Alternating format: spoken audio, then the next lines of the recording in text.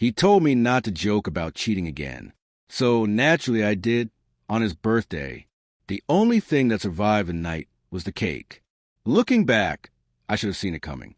But honestly, I still don't understand why he couldn't just laugh it off. I'm 28, and this all started 3 years into my marriage with Donovan. Donovan was too good, maybe gentle, quiet, full of love I sometimes didn't know how to handle. He made Sunday breakfast, left love notes in my purse, remembered anniversaries I'd long forgotten. And me? I was a funny one, the sarcastic, teasing wife. I used to say if you couldn't laugh in a relationship, what was the point? Somewhere along the way, my joke stopped being funny, at least to him. It started small. At dinner with friends, I quipped, if I ever cheat, it'll be because Donovan takes forever to pick a movie. Everyone laughed. He smiled, but his hand slipped from mine under the table. The second time was at a family barbecue. Someone asked if I'd ever stray. I said, not unless someone hotter with a yacht shows up. Again, laughter. Again, silence from him. Later, he pulled me aside. Calm voice, but eyes that looked like they'd been punched. Can you stop joking about cheating? I know you don't mean it, but it hurts. I nodded, said sorry, and promptly forgot.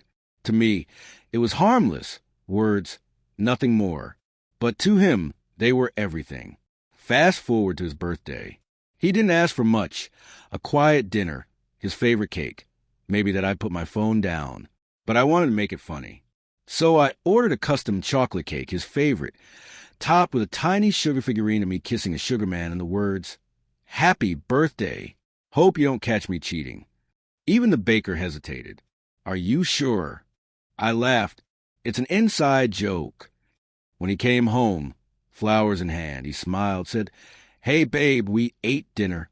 I teased him about his salt intake. He laughed, still the Donovan I knew. Then I brought out the cake. He stared. Full minute. No smile, no words. I asked you not to do this again. I thought you were kidding. He finally said, It's just a joke. I replied, brushing it off. He wasn't smiling. He got up, grabbed his keys, jacket, phone, and left on his birthday, with the cake untouched on the table. At first, I was angry. How could he leave over a cake? I called, texted, ignored. Hours passed and the night. The next day, a message. I'm staying at Mark's for a while. Don't worry about me. Just think about how long you made me feel like a joke. That one cut deep, because for the first time I understood. Every time I laughed at his vulnerability, every time I made him the clown, every time I hid behind humor instead of showing kindness, I had chipped away at him. I never cheated, but I made him feel like I could, like he wasn't enough, like love was a game. A week later, I went to Mark's, rehearsing my apology, hoping for a chance. Mark opened the door instead. Donovan didn't want to talk. The cake still sat there dry, collapsing at the edges, a monument to my thoughtless humor. Days passed. Weeks. I sent him a real letter. No jokes, no sarcasm. Just truth. I admitted I was immature, that I hid behind humor, because I didn't know how to handle real feelings, that he deserved better than being the punchline of my love story.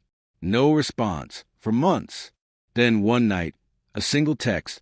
I never wanted to stop loving you. You just made it too hard to keep trying. 6 months later, we're not together. He's moved on.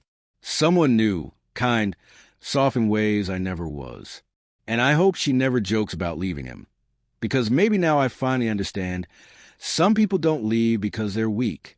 They leave because they're strong enough to walk away from someone who makes love feel like a game. Moral. If someone asks you not to hurt them with words, listen. Some people don't argue, don't fight.